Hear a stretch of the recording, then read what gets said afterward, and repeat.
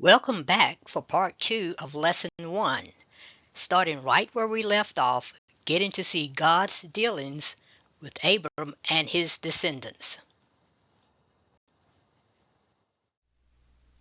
So we meet Abraham and Sarah. His name before it was changed to Abraham was Abram, and her name before changing to Sarah was Sarai. We meet him in Genesis the 11th chapter. Verse 27 says, Now these are the generations of Terah. Now Terah is Abraham's father. Terah begat Abram, Nahor, and Haran. And Haran begat Lot. Remember, everybody, if you've been around the Bible a little bit, you remember Abraham and Lot. So Lot was Abraham's nephew, the son of his brother. So Terah had three sons, Abraham, Nahor, and Haran. And Haran died before his father Terah in the land of his nativity, in Ur of the Chaldees. Ur of the Chaldees is what is known as Babylon. And Babylon is known what we know today as in the area of Iraq. Okay, that's where Abraham came from. The area of the Middle East that's known today as Iraq. So, and then it says Abram and Nahor took them wives. The name of Abram's wife was Sarai, and the name of Nahor's wife Milcah, the daughter of Haran, the father of Milcah and the father of Iscah. But Sarah was barren; she had no child. Now Terah, Abraham's father, was an important person. He was a rich person. He was rich because he had become a really outstanding person in the court of Nimrod. Remember, Nimrod was one of Cain's sons, grandsons. After the flood, Noah had three sons, right? Cain was one of his sons. Ham. Ham was one of his sons. And Nimrod was one of Ham's grandsons. And the Bible speaks of Nimrod as a mighty man. He was the first man in the Bible that was spoken of as a mighty man. He became a king over all of Noah's children after the flood. And Abraham's father Terah became the leading man in the army of Nimrod. He was also in charge of Nimrod's house of his idol gods. So he was an important man in the army of Nimrod.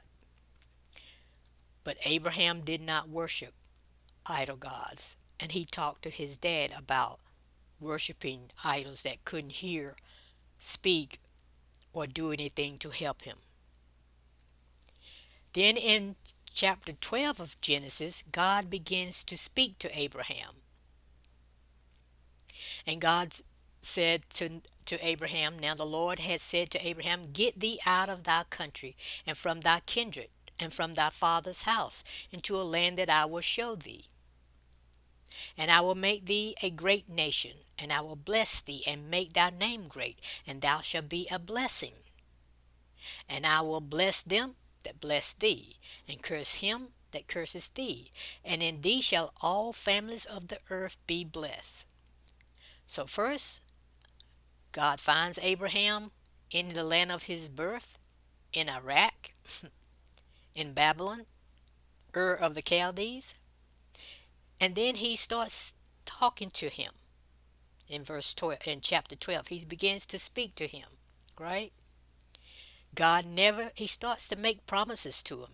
God has never taken back a single promise he made Abraham. He told him he's going to make him a great nation. He told him that he was going to be a blessing. He also told him that he was going to bless everybody that blesses him. and he was going to curse everybody that curses him, and that he would be a blessing to all the families of the earth. You want to know why everybody, especially this nation, is always trying to be favorable to Israel now? It's because of this promise. God said he would bless everybody that blesses Israel, blesses Abraham, and Abraham's seed is Israel. So that's why this country in particular is always trying to be on Israel's side. That's why Christian people are always supportive of Israel, because they know what the Bible says about those who bless Israel and those who curse Israel. But the question is, are they blessing and supporting the right people? Okay? So we go on to chapter 13, and we find that God has gone a step further with Abram. He now makes a covenant with him after Lot departs from him. The Lord said unto Abraham, after that Lot was separated from him, lift up now thy eyes and look from the place where thou art, northward and southward and eastward and westward. For all the land that thou seest, to thee will I give it, and to thy seed forever. And I will make thy seed as the dust of the earth, so that if a man can number the dust of the earth, then shall thy seed also be numbered. So now God makes a covenant with Abraham and gives him a promise that he's going to give him the land. And in one place he describes the land that is from the Euphrates River in Iraq all the way to the Nile River in Egypt. That's the tract of land that God promises Israel. Now the people that are in Israel today, they're only trying to occupy that little state they call Israel. It's maybe 1/20th the size of the whole place that God gave Abraham. And they're trying to fight to hold that little bit of piece of land. But God gave Abraham the tract all the way from the Euphrates rivers in Iraq all the way to the Nile River in Egypt. And he said, I'm giving it to you. And I'm going to multiply your seed so much that it's like going to be an innumerable amount of people. He said, I'm giving it to you.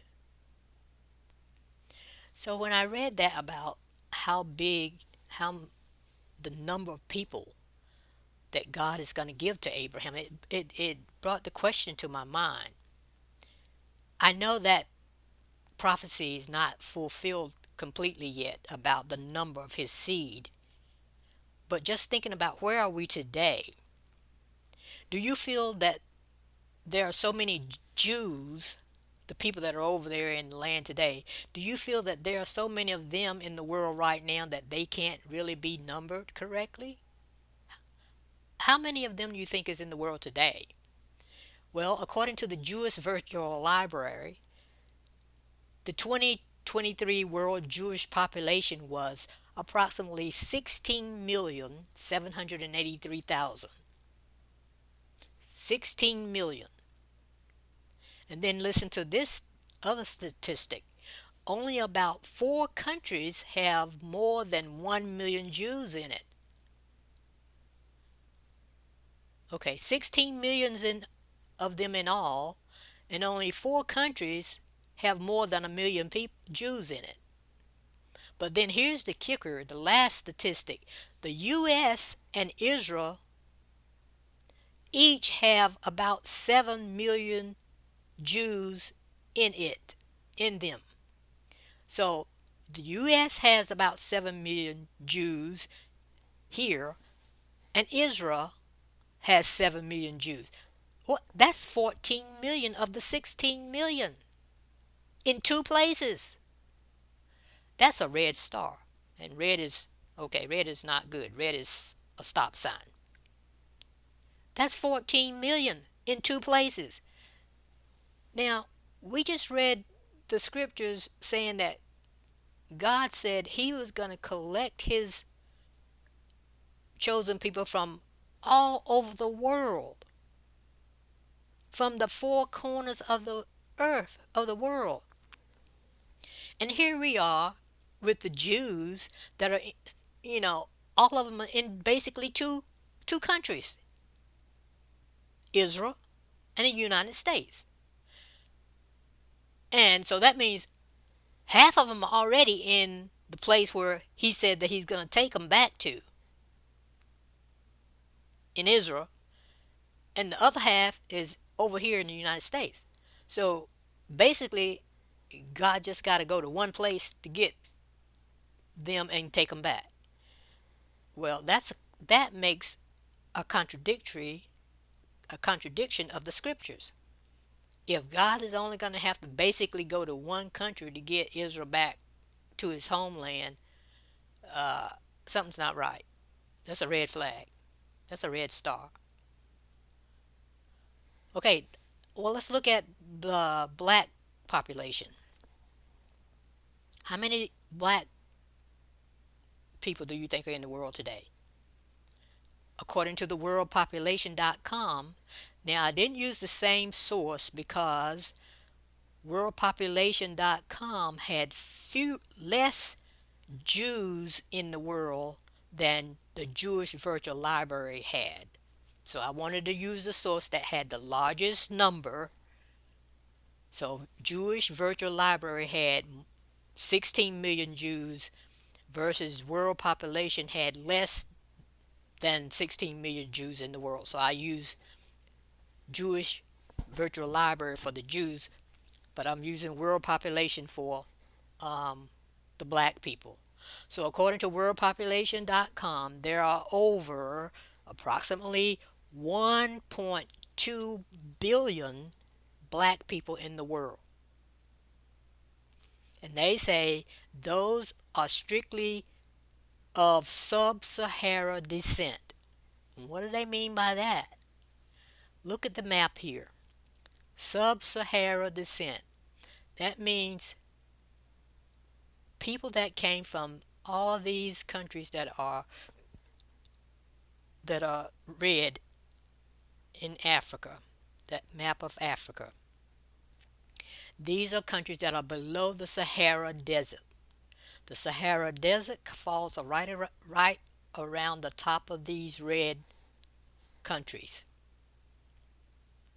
So they are not including these big four countries right up here. Wonder why they're not including those. That we will talk about in lesson 3 and 4. But remember this map. They're talking about black people that came from the middle and southern part of Africa, sub-Sahara, all the countries that are below the Sahara Desert. They're talking about those black people. All right? And they said that it's about 1.2 billion black people coming from this area that are descendant from this area of Africa. Not even talking about mixed people and all that, just people that they can identify as being descendants from this area. 1.2 billion. And they go on to say that there are about 15 countries in the world that have over 1 million black people. Okay? 15 countries that has over 1 million black people. Right? And then the world population is 8.1 billion people. So that means 1/8 of the world's population is made up of black people, Negro people. But then listen to this comparative statistic.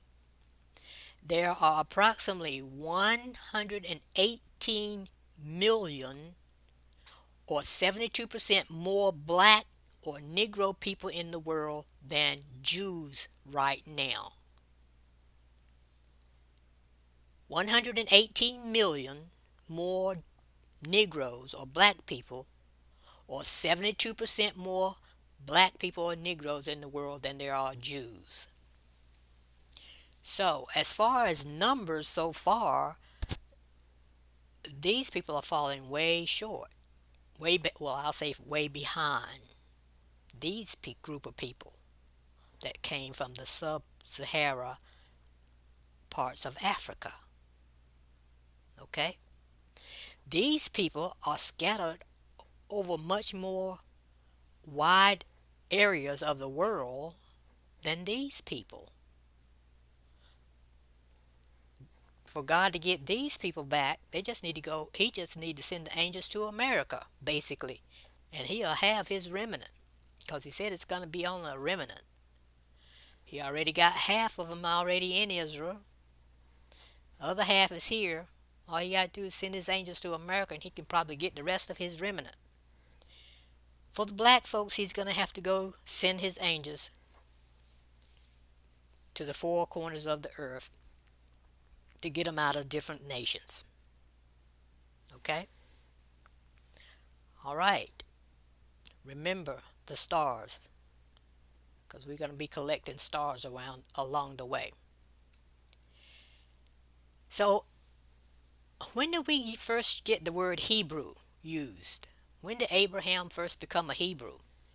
Abraham was first called Hebrew when he went to fight the war that was against Sodom and Gomorrah. When Sodom and Gomorrah got attacked by four other kings and Lot got taken as captive, Lot, remember, was Abraham's nephew. He got taken as a captive. Abraham gathered his comrades and went out to fight to get Lot back. This is in Genesis the 14th chapter.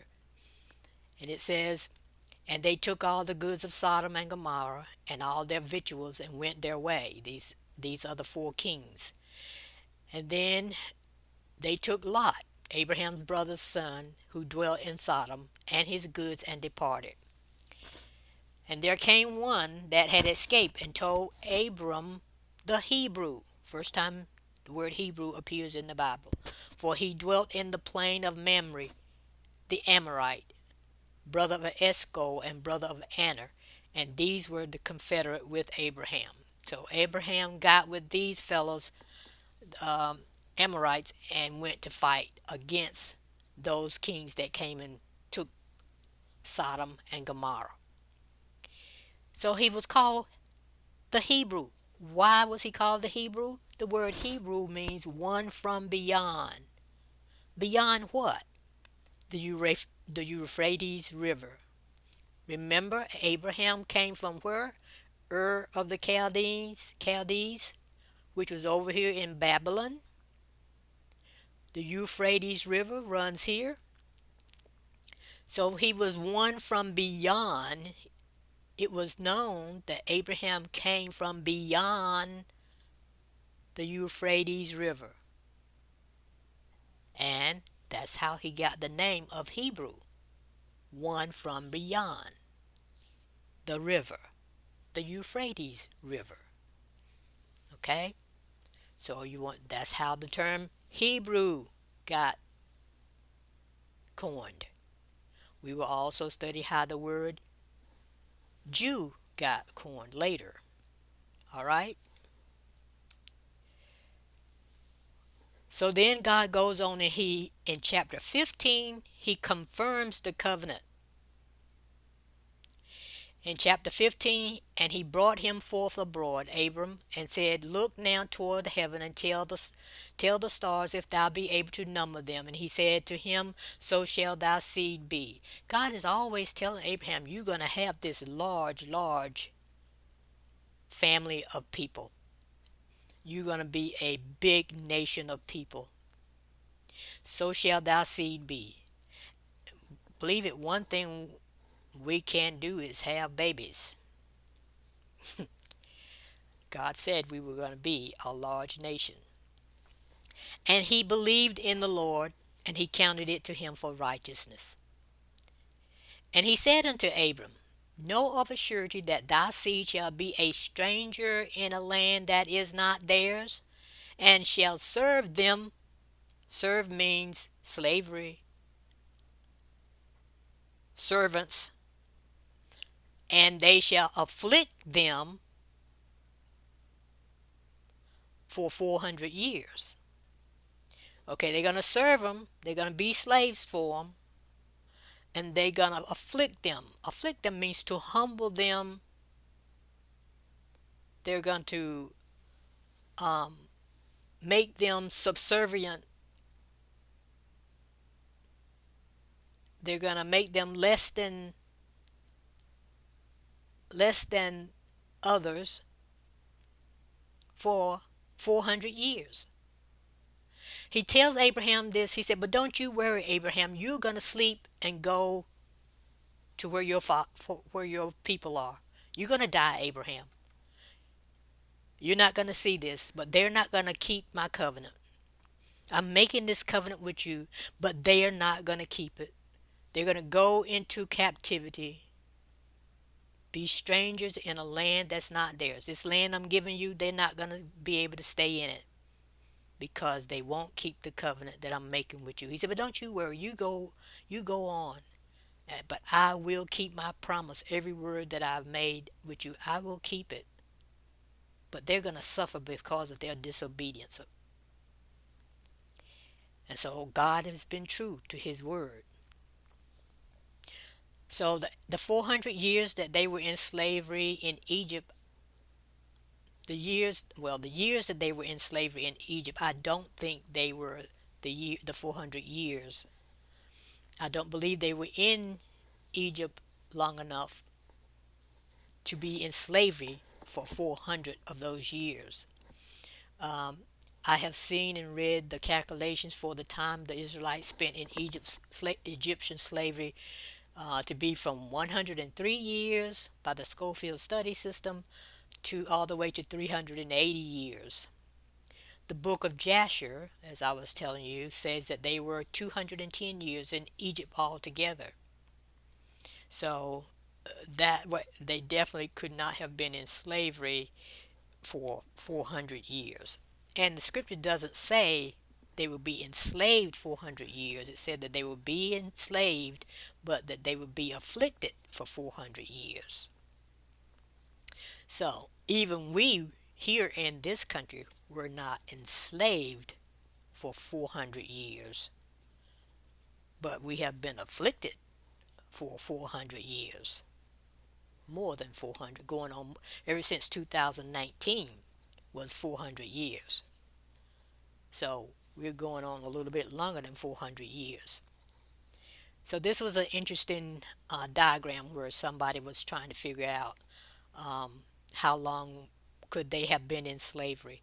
And they come up with the shortest amount of time that they could have been in slavery was from the death of Joseph, which we know they were not in slavery as long as Joseph was alive. It wasn't until after Joseph died that a Pharaoh came into power that didn't know Joseph, and they began to put them in slavery. So it could have been sometime after Joseph died all the way to Moses came to deliver them when he was 80 years old. So the shortest amount of time could have been that they were in slavery from the time um, Joseph died to the time, um, the midway between Moses' birth and Joseph's death, right? Which could have been um, 80 years. If they had been um, put into slavery at the time of Moses' birth, from the time of Moses' birth and the time of Joseph's death, if they were in slavery for that amount of time, it could have been 80 years. And the next length of time that they could have been in slavery would have been from midway between Moses' birth and Joseph's death, would have been 112 years. And if they were immediately put into captivity as soon as Joseph died to Moses' 80th birthday, would have been 144 years, which is kind of unlikely. It's doubtful that as soon as Joseph died, they went into slavery because it would have taken some time. after Joseph's death. But anyway, 144 years at max and 80 years at the shortest time. I'm not going to worry about that. I'm not. That's not a hill I'm willing to die on, to fight on, um, and be dogmatic about. There are other things that are more important than um, how long they were in slavery there. Whoever, if it was them that was in, if it was the people that are in Israel now that were in slavery, or if it was us who's in slavery, then we can talk about that later. But they were not faithful to the promises that the covenant that God made with Abraham. And in fact, because of their disobedience, Israel went into several captivities. First, there was the Egyptian captivity in 15,000, about 15,000 BC, that we were just speaking about. Then they went into Assyrian captivity around 720 BC. They went into Babylonian captivity around 586 BC. They went into Persian captivity around 538 BC. The Greek captivity around 328 BC, which is not in the Bible. That happened between the time of the 400 years of silence between the Old Testament and the New Testament.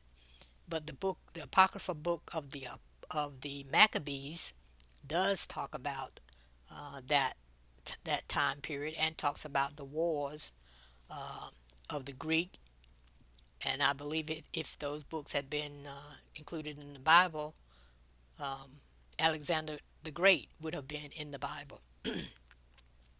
And then they went into Roman captivity during the time of Jesus Christ. So when the Bible was written and Jesus was born, that was the time that Judah was under Roman captivity. And then in 70 AD, after the death of Christ, is when they really um, began to persecute the Jews, and they had to flee. And then the very last captivity that we're going to look at is the American slavery. Is that the last captivity? If we be the people of the Bible, then that should be one of the captivities that the chosen people of God has been through. Okay? So this is the start of our journey, looking to find the truth about who the real people of the Bible are. We started at the very beginning, and hopefully we won't have too many unanswered questions when we arrive at the end. We started with God wanting to be known by everything he created, both nature and man. He chose a people out of all peoples. He chose a man to be the father of those people, Abraham. He made promises to that man, Abraham. He made a covenant with that man and his seed. And his seed didn't follow through keeping the covenants, and was scattered among all the peoples of the earth. So stay with us on the journey. Now we will have a brief summary of what we've been through. The Creator wanted to be known of all of his creations. He chose us. I sort of just went through that. He chose a special group of people for him to reveal himself to and through. He chose a man, Abram, the Hebrew, to father that special nation of people. He had a covenant relationship with Abram and all his descendants. He promised that he would bless all nations that blessed his people, and cursed all nations that cursed them. He promised that he would be a blessing to all the nations of the world. He warned Abram that his descendants would be a great nation, but they would not keep the covenant and would be in slavery in a land that he did not give them, and be afflicted for 400 years. But he would carry out his promises he made to Abram. And that is the end of lesson 1, the beginnings. Just a sneak preview of lesson 2, which is about what do the blessings and the curses say. We'll be looking at these two groups of people, This group of people who are currently in Israel, and this group of people, the Negroes or the black people, there is a question basically between these two groups of people about who are the real people of the Bible. Today, how can we determine who the real Jews are? We're going to do it starting with going to the Bible. Stay with us on this journey. We look to see you in lesson 2. Thank you.